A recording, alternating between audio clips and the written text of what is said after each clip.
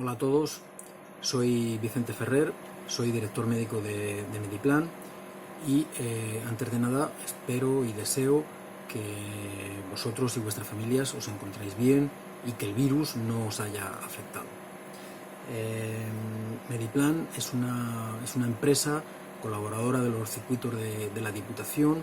Desde hace ya 5 años nos dedicamos a la valoración de la salud y del estado de forma de los deportistas y también a la realización de planes de entrenamiento pues para cualquier tipo de deportista. Desde las redes sociales de los circuitos de la Diputación nos han pedido, nos han encargado que hagamos unas charlas breves, lo más claras posibles, pues para tratar algunos aspectos que pudieran ser de interés para vosotros desde el punto de vista de la salud y del rendimiento deportivo. Y con ese objetivo pues vamos a hacer inicialmente 3 pequeñas charlas que las subiremos a las redes sociales los miércoles de cada semana. Inicialmente hemos pensado en hablar de los 3 pilares fundamentales del rendimiento en los deportistas de fondo de resistencia, porque todos vosotros, vuestros deportes que practicáis en los circuitos de la Diputación, son deportes de resistencia. Y esos 3 pilares son, por un lado, el consumo máximo de oxígeno, por otro lado, los umbrales metabólicos y, por último, la eficiencia energética o la economía de carrera. Este es un aspecto más novedoso, menos conocido, pero muy importante, como veréis en su día. Pero antes de nada, hoy vamos a hablar del consumo máximo de oxígeno, pero como decía, antes de nada vamos a hacer una pequeña introducción para que podáis entender bien de qué vamos a hablar. Bueno, me voy a servir de unas imágenes para tratar de explicaros esto lo más fácil posible. Como ya hemos dicho, vamos a hacer una pequeña introducción sobre este tema del consumo máximo de oxígeno. Para que nosotros podamos hacer cualquier tipo de ejercicio físico necesitamos que nuestros músculos se contraigan, y para que exista la contracción muscular necesitamos energía. Esa energía en el organismo humano viene dada por el ATP. El ATP son las siglas de adenosín trifosfato. El problema es que nosotros tenemos una pequeña cantidad de ATP en nuestros músculos que nos permitiría hacer ejercicio físico pues durante unos segundos, pero ese ATP se gasta pronto y necesitaríamos resintetizar ese sustrato energético. Para resintetizar este sustrato energético tenemos 3 posibles vías. La vía anaeróbica láctica. Anaeróbico significa sin necesidad de oxígeno, y aláctico pues porque no produce ácido láctico. Esta es la vía que nosotros utilizamos cuando hacemos esfuerzos físicos muy cortos y muy intensos, como por ejemplo puede ser un sprint, como por ejemplo puede ser un salto. Cuando nosotros necesitemos hacer esfuerzos físicos intensos pero más prolongados en el tiempo, hasta 2-3 minutos, nuestra energía la resintetizaremos por la vía anaeróbica láctica. Anaeróbico ya hemos dicho que no necesita oxígeno, y láctico porque va a producir ácido láctico. Ya hablaremos el próximo día de lo que es el ácido láctico. Y la tercera vía para resintetizar la energía para la contracción muscular es la vía aeróbica, en la que sí que vamos a necesitar oxígeno. Todos los deportes que se practican en los circuitos de la Diputación son deportes fundamentalmente aeróbicos, por lo tanto son deportes que van a necesitar el consumo de oxígeno. El consumo de oxígeno es la cantidad de oxígeno que vamos a necesitar para hacer un determinado ejercicio físico, y por lo tanto va a depender del oxígeno que vamos a introducir por nuestro sistema respiratorio y que vamos a mandar a nuestros músculos a través del sistema circulatorio, y allí nuestras células musculares a través de las mitocondrias van a utilizar ese oxígeno y por lo tanto van a consumir ese oxígeno.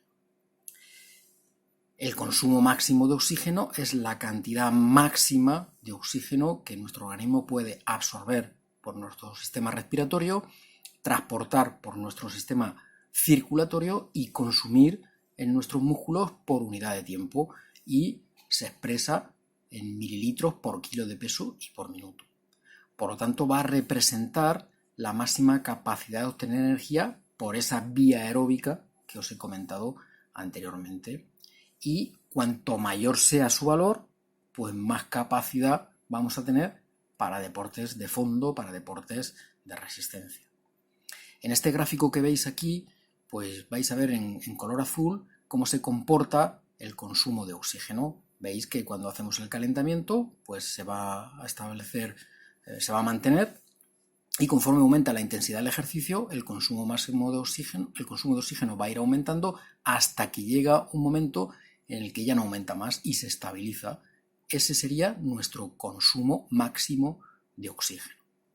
Y en esta tabla vais a ver valores de consumo máximo de oxígeno tanto en hombres como en mujeres, en personas sedentarias y en deportistas. Y si os dais cuenta, en los deportes de fondo de resistencia, como es el atletismo y el ciclismo, pues es donde se obtienen los valores más altos en relación a otro tipo de deportes y también, por supuesto, en relación a personas sedentarias. Además, este consumo máximo de oxígeno va a depender del sexo y también va a depender la edad. Por ejemplo, aquí veis que un valor de 42,5 mililitros por kilo de peso y por minuto para una persona entre 20 y 29 años sería un valor medio, mientras que ese mismo valor para una persona de 60 años pues sería un valor excelente. El consumo máximo de oxígeno va a depender de nuestra dotación genética en un 70% de los casos, es decir, viene marcado genéticamente. Este es el motivo, esta es la razón por la cual algunas personas, aunque hayan entrenado poco, pueden tener buenos resultados, buenos valores por ejemplo, al correr una media maratón. Y este también es el motivo por el cual algunas personas, por mucho que entrenen, nunca van a poder obtener ciertos resultados. Por ejemplo, bajar de 3 horas en una maratón. Porque esto en un 70% de los casos no viene determinado genéticamente. La edad también va a influir, como ya habéis visto antes. El consumo máximo de oxígeno aumenta hasta los 18 o 25 años aproximadamente. A partir de ahí se suele estabilizar y se suele alcanzar el máximo valor entre los 25 y los 30 años, y a partir de los 30 años existe un declinar fisiológico del consumo máximo de oxígeno. Los hombres suelen tener valores mayores que las mujeres, entre otras cosas porque su masa muscular es mayor, porque el consumo máximo de oxígeno se incrementa con la masa muscular y por eso, y sobre todo con la masa muscular que entra en juego en el deporte que practiquemos. Por eso los valores en corredores a pie suelen ser un poco superiores a los valores en corredores en bicicleta, porque la masa muscular que interviene en la carrera es superior a la masa muscular que interviene en la bicicleta. Y con el entrenamiento nosotros podremos mejorarlo, efectivamente, pero hasta un 20, un 30%, no mucho más. Este es un parámetro poco sensible a los cambios por el entrenamiento en deportistas de alto nivel, porque ya hemos dicho que suele incrementarse y que una vez que se alcanza aproximadamente el 100% del consumo máximo de oxígeno, pues en deportistas que entrenan suele mantenerse. Sí que es muy sensible a la respuesta al entrenamiento en personas sedentarias, personas que habitualmente no hacen ejercicio físico. Cuando se ponen a realizar un programa de ejercicio físico, el consumo máximo de oxígeno va a aumentar y va a mejorar bastante. Va a mejorar bastante dentro de ese 25-30% que es capaz de mejorar. Pero luego se va a estabilizar. Tiene poco valor para programar el entrenamiento porque pues nosotros podemos decirle a un deportista que entrene, por ejemplo, al 60% de su consumo máximo de oxígeno, pero eso, ¿cómo lo sabe él? ¿A qué porcentaje está? Nosotros le podemos decir que entrene a determinada frecuencia cardíaca o que entrene a determinado ritmo de carrera o a determinados vatios, pero la referencia del consumo máximo de oxígeno para entrenar pues tiene poca utilidad.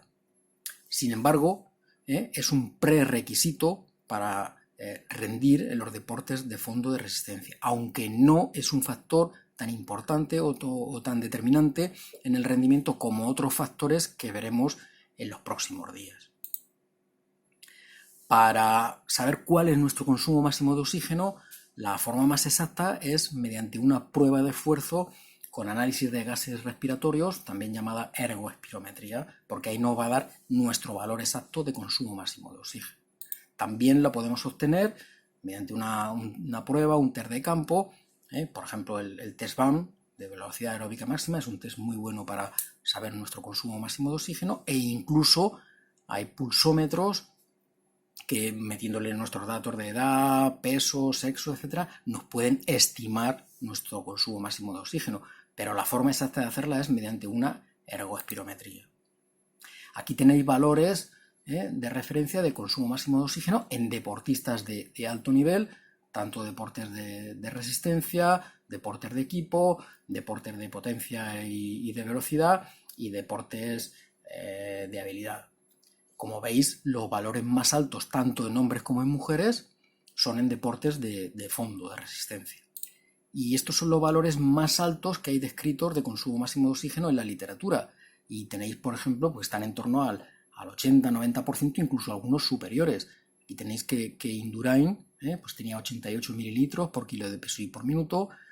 Kilian Jornet pasa de los 90 mililitros. Greg LeMond, 92,5. Y el máximo valor medido, por lo menos reportado en la bibliografía, es el de este esquiador de fondo.